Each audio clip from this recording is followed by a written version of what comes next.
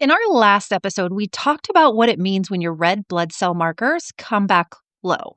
They may not be screaming anemia, but low numbers can definitely keep you from having that fit, athletic look, no matter how hard you train or how on point you are with your nutrition and your macros. So maybe you listened, pulled out your labs, and thought, hold up, my doctor said everything looks fine. In fact, some of my numbers were on the higher side of what you said. So why do I still feel exhausted? Why am I still sore for days, dragging myself through workouts, not losing the fat, and not seeing the results I thought I would? Well, that's what we're breaking down today. Because here's the truth. Blood work that looks quote unquote fine or even a little high doesn't always mean your body is working the way it should. High values can be just as big of a roadblock as low ones, especially when it comes to energy, fat loss, recovery, and finally looking athletic. You work out, you eat healthy, but you're still tired and frustrated, and nothing seems to work anymore. Well, welcome to Data, Dumbbells, and Dinner, where we use your body's own data to explain why, and then give you workouts and nutrition to finally feel energized, confident, and fit again. Quick disclaimer before we dive in. I'm not a doctor. I don't diagnose. Nothing I share here is medical advice or a diagnosis. Only your doctors can do that. What I do is I look at blood work from an educational and informational standpoint using functional ranges, those ranges that are smaller and based only on optimally healthy people, not just the average lab range, which includes both sick and healthy together. All I'm looking at is where your body indicates it might be unhealthy, and then we work to get you healthy. Always consult your healthcare provider, and remember, your health is ultimately in your hands.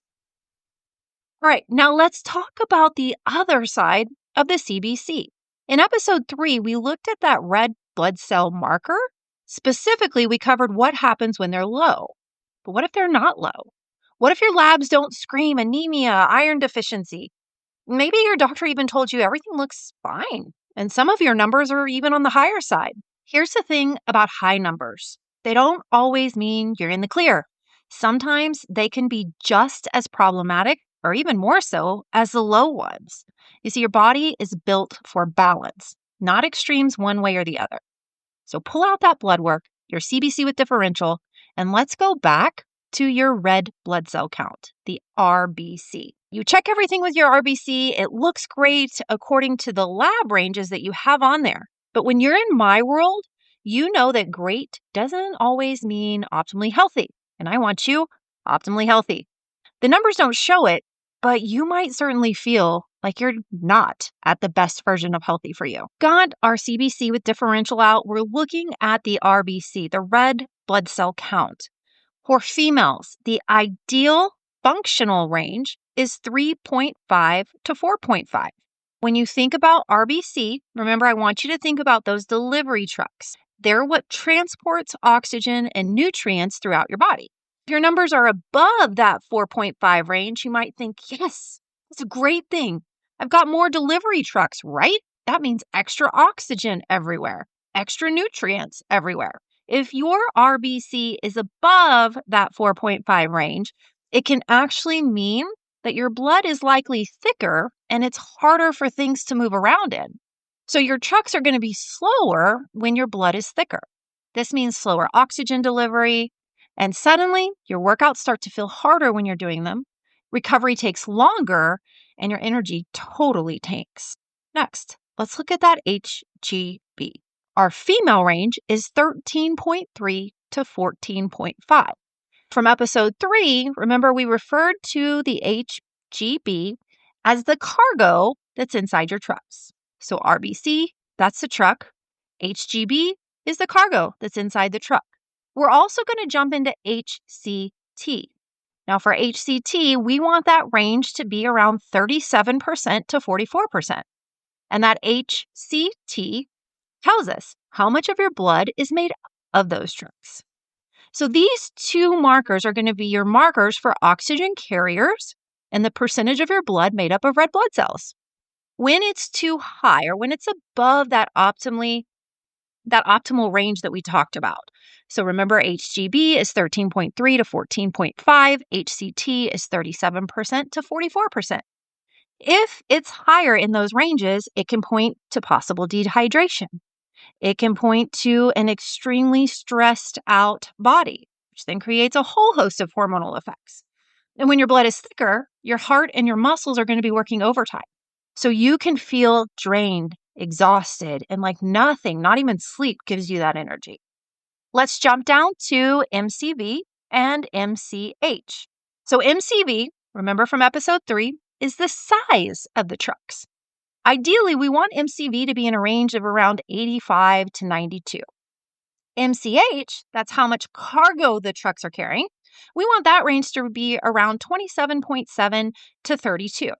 So when we talk about high MCV above that functional range, remember these are not your doctor's lab ranges.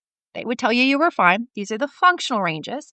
When we talk about high MCV or MCH on that complete blood count, that often points back to a possible B vitamin and methylation issue.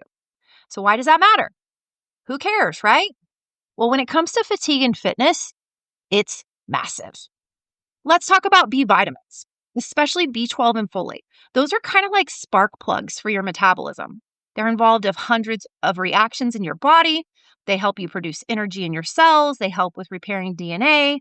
They help with utilizing carbs from digestion. They help with creating neurotransmitters. That's going to affect your mood. It's going to affect your sleep. And B vitamins don't just affect that energy and recovery. They also play a huge role in blood sugar stabilization. So if your B vitamins are off, it doesn't just make you tired.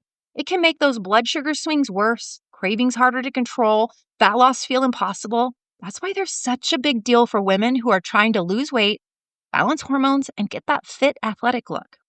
Now, methylation. Remember, if it's high, MCV or MCH, it may mean possible B vitamin issues and methylation issues. Methylation. A lot of people have never heard of methylation, or they've heard of it, but they're not quite sure what it is. So let's make it simple. Methylation is one of those behind-the-scenes processes that your body is doing all day, all night, every night. Think of it kind of as a little on-off switch. And it controls hundreds of bodily functions, DNA, detox. I'm talking anything from how you make energy to how you detox to how you turn genes on and off. And here's why it matters when it comes to losing weight and getting the fit look. Well, first with your energy production. Methylation is going to help your body create ATP. So think back to 8th grade science. That's your cell's energy currency. If you have methylation that's slow or sluggish, then your metabolism slows down. Your cells slow down. And you feel drained no matter how much you diet or work out because literally you're so exhausted at the cellular level. Now we have detox and hormones that methylation is involved in. How does it involve in detox and hormones? Well, think of your liver. Your liver processes estrogen and other hormones. And if your liver isn't processing those things well, you end up with hormonal imbalances that can make fat loss feel impossible. Things like estrogen dominance. I have a lot of PCOS clients who end up with estrogen dominance. And one of the issues that we often find in blood work is this methylation issue. Methylation's also tied to neurotransmitters like serotonin and dopamine. So when it's off, your stress response kind of goes haywire. Your cravings can increase, your motivation can tank, your sleep can be all over the place. Methylation also helps with certain pathways that regulates how your body uses and stores fat. If methylation is off, your body hangs on to fat instead of burning it.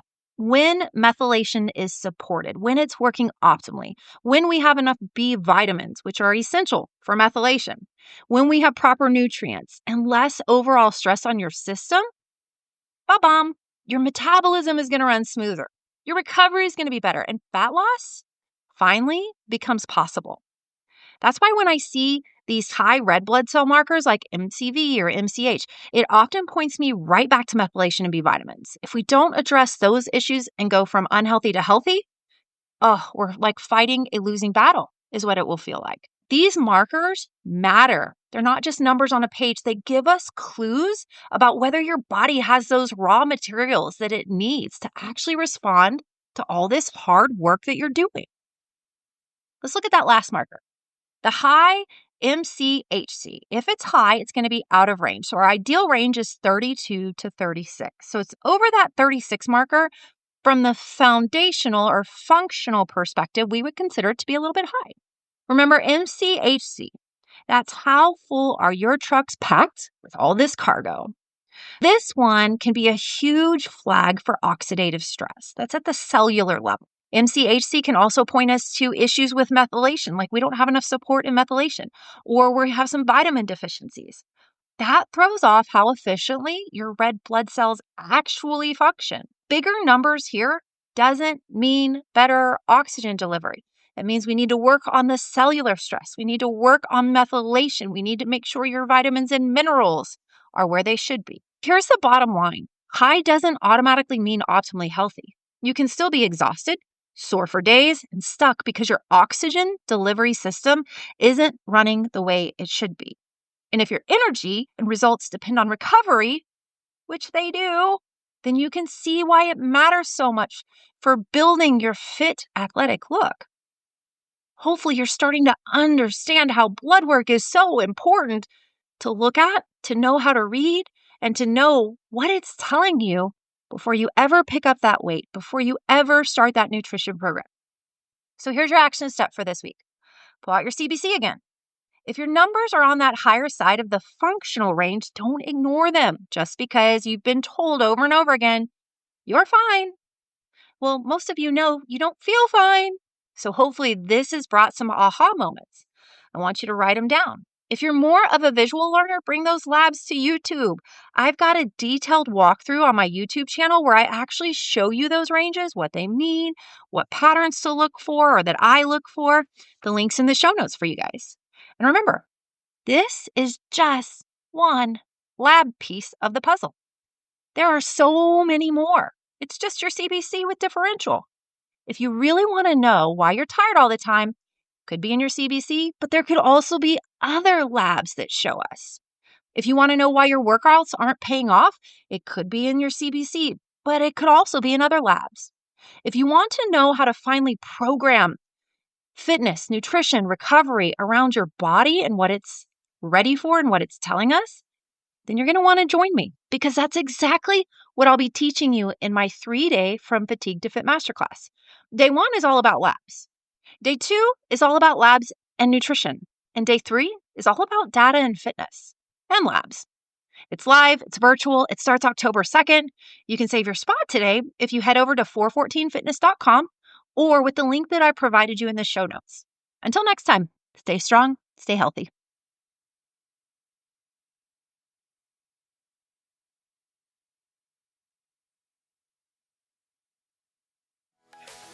Thanks for listening to Data, Dumbbells, and Dinner. If you're tired of feeling like nothing works, remember, your body holds the answers. With the right data, workouts, and nutrition, you can finally feel energized, confident, and fit again.